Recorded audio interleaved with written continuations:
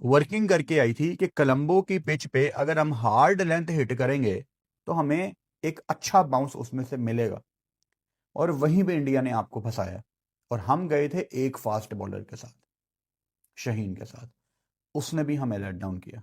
फहीम को हमने अपॉर्चुनिटी दी नहीं। अब आप कान यहां से खींच लें या कान वहां से खींच लें, सच नहीं बदल सकता। पाकिस्तान बहुत ज्यादा ऑलराउंडर खिला रहा है। आपको एक फास्ट बॉलर ऐड करना पड़ेगा सलमान मिर्जा के साथ। मिर्जा बाहर नहीं होता टूर्नामेंट से, मिर्जा किसी सूरत बाहर नहीं होता जितनी अच्छी वो बॉलिंग कर रहा है। मिर्जा के साथ मेरा ख्याल है they need to go with Naseem Shah. आप पूरे दो फास्ट बॉलर लेके जाएं, ताकि अगर न्यूजीलैंड आपके स्पिनर्स पे अटैक करती है तो आपके पास एक प्लान बी होना चाहिए।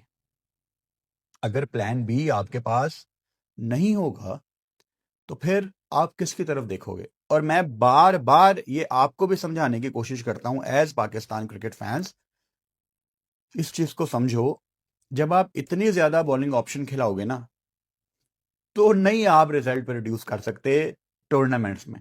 आपके पास साइम भी है, आगा भी बॉलिंग करता है, नीचे नवाज भी आप खिला रहे हो, शदाब भी खिला रहे हो, आप फहीम भी खिला रहे हो। आपके पास इतनी ज्यादा ऑप्शंस हैं। फिर अबरार, उस्मान तारिक, अगर दोनों स्पिनर खेल रहे हैं, मतलब आपके पास कोई 6-7 किस्म की ऑप्शंस हैं यार। इतने बॉलर्स क्या करने हैं आपने? और 9वें नंबर पे अगर फहीम आप खिला रहे हो ना, तो इसका मतलब है कि आप डरे हुए हो, और ये मैं कन्विंस हूं कि आप डरे हुए हैं। ये नबीबिया वगैरह के अगेंस्ट ये स्ट्रेटजी आपकी चल जाएगी, लेकिन बड़ी टीमें ना बहुत ज्यादा वर्किंग करके आती हैं, वो नहीं आपको अपने ऊपर हावी होने देते। तो पाकिस्तान की प्लेइंग 11 में सिंपल, आप अबरार को अंदर लेके आए। अबरार और उस्मान तारिक के 4-4 ओवर हैं, इसको आप साइड पे कर दें। इसके अलावा I want to go with 2 fast bowlers, Salman Mirza, Naseem Shah. 8 over उनके हो गए, 8 ओवर इनके हो गए, ये हो गया 16। अब 4 ओवर रहते हैं। आप 2 नवाज को करा लें या 2 साइम को करा लें, या एक आधा आगा ने करवाना है, उनकी टीम में लेफ्टीज भी हैं, मतलब इतनी ज्यादा आपके पास फिर भी ऑप्शंस हैं। अब स्लॉट खाली हो जाती है, फहीम की जगह नहीं है यार। इवन के मुझे इसमें शदाब भी समझ नहीं आता, लेकिन शदाब इन्होंने डीप इनसाइड दे नो कि हमें शदाब ना कभी बैटिंग में कुछ करके दे सकता है, तो वो उसकी बेस पे खेल रहा है। आई होप कि अगर वो खेले, वो बॉल के साथ भी पाकिस्तान को मैचेस जितवाना शुरू करे।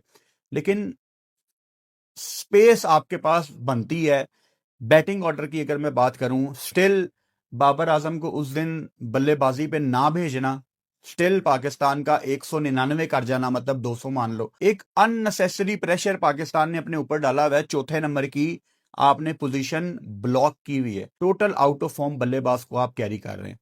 चौथे नंबर पे आप बाबर आजम को रेस्ट करवाएं, और उसकी जगह या तो आप ख्वाजा नाफे को ऊपर लेके आए। उस दिन वो आ गया क्योंकि 12.1 ओवर में आगा आउट हुआ था। या आप फखर जमान को ले आए, ताकि कुछ स्पार्क आए पाकिस्तान में। आप ग्रुप स्टेज के बाद अब सुपर 8 में आपका एक नया जर्नी है। हालांकि फखर जमान को भी मैं नीचे बल्लेबाजी करते हुए देखने का कोई बहुत ज्यादा फैन नहीं हूं। मैं फखर को एज एन ओपनर ही देखना चाहता हूं। लेकिन हमारा जो स्क्वाड गया हुआ है, अब उसके अंदर से ही हमने ऑप्शंस निकालनी है ना। और फखर जमान न्यूजीलैंड के खिलाफ उसने नॉक्स लगाई हुई हैं। आपको स्पेशली वो 2023 की उसकी नॉक याद होगी बेंगलोर में। ये है तो बड़ी पुरानी बात, आप कह सकते हैं कि यार वो एक पुरानी परफॉर्मेंस है, लेकिन कभी कभी आपने अगर किसी टीम को बहुत ज्यादा चार्ज किया हो ना, तो आप मेंटली उनको थोड़ा सा लाइट ले रहे होते हैं। चाहे उनकी बॉलिंग बड़ी तगड़ी होगी, लेकिन आप उनको लाइट ले रहे होते हैं एज एन इंडिविजुअल। तो फखर प्रॉबेबली आप चौथे पे डाल सकते हैं, या नाफे को आप चौथे पे डाल सकते हैं, फखर को नीचे कर सकते हैं। तो बाबर आजम का इस टाइम होना मेरी समझ से बाहर है, क्योंकि पाकिस्तान उससे कोई वैल्यू नहीं निकाल पा रहा। अब ख्वाजा नाफे को क्या ये खिलाते हैं, या खिलाते हैं तो किस नंबर पे खिलाते हैं, that would be interesting to see. लेकिन एक बात तो भाई साहब पत्थर पे लकीर है कि पाकिस्तान टीम अपनी प्लेइंग 11 अभी तक नहीं बना पाई। मतलब जो होता है ना, एक टूर्नामेंट से पहले आपको पता होता है कि ये हमारी प्लेइंग 11 है। जैसे माइक हेसन, सलमान अली आगा कहते थे कि हमें हमारी 11 पता है, हमें हमारे 15 पता है। वो फारग बातें थी, वो समझ नहीं आती ऐसी बातें मुझे, क्योंकि टूर्नामेंट में हमें पता ही नहीं है ना।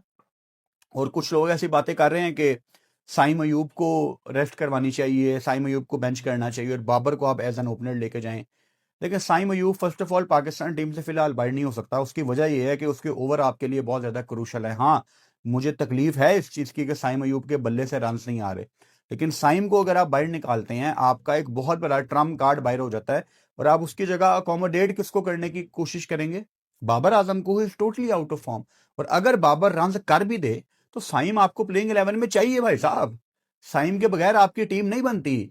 आप ये देखें साइम अयूब ने कितने बड़े मौकों पे आपको बड़ी बड़ी विकेटें लेके दी हैं। मैं साइम की बॉलिंग को कोई बहुत ज्यादा इंपॉर्टेंस नहीं देना चाहता, लेकिन उससे कोई फर्क नहीं पड़ता क्योंकि उसकी बॉलिंग अब इंपॉर्टेंट है। आपको चाहिए उसकी बॉलिंग, अब मजबूरी सही, लेकिन वो आपकी मेन ऑप्शन है भाई साहब। उसके बगैर आपकी टीम नहीं बनती। और बाबर मिसाल के तौर पे एक आधे मैच में रन कर गया एज एन ओपनर, तो आपका पूरा बॉलर कम हो जाएगा। फिर प्रेशर आएगा फरहान के ऊपर कि फरहान के 2 मैच खराब हो गए हैं। इन्हों का पता लगता है, बातें आ रही थी ना कि फरहान ड्रॉप हो जाएगा।